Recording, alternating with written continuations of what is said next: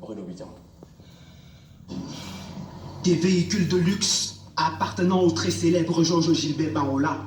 À quelques mètres de là, et c'est le paradoxe, ce qui sert de mobilier à celui qui se présente comme le fils aîné du chef de l'État. Nous sommes au lieu dit derrière usine Bastos à Yaoundé. Depuis 9 h du matin, l'individu à la grosse gueule a été expulsé de sa résidence pour filouterie de loyer. Il y était en location depuis 72 mois.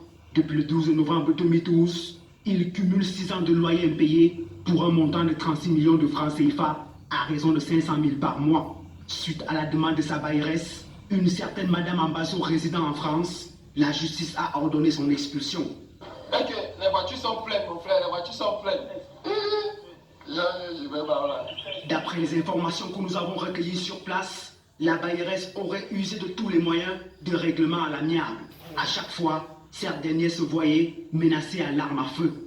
D'ailleurs, aucun de ses voisins n'ose accepter notre interview par peur de représailles.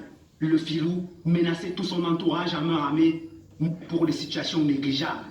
Pourtant, le président du Parti républicain, parti politique très méconnu dans le paysage politique camerounais, laisse entendre très régulièrement dans les médias qu'il brasserait des millions de francs CFA dans ses nombreuses entreprises.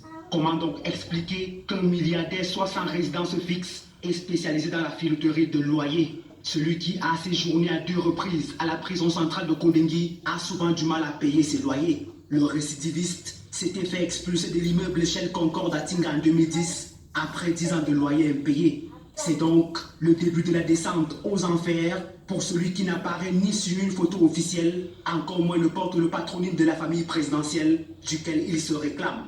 Game over donc pour ce maître chanteur des personnalités de la République spécialisé dans le trafic d'influence. Affaire à suivre.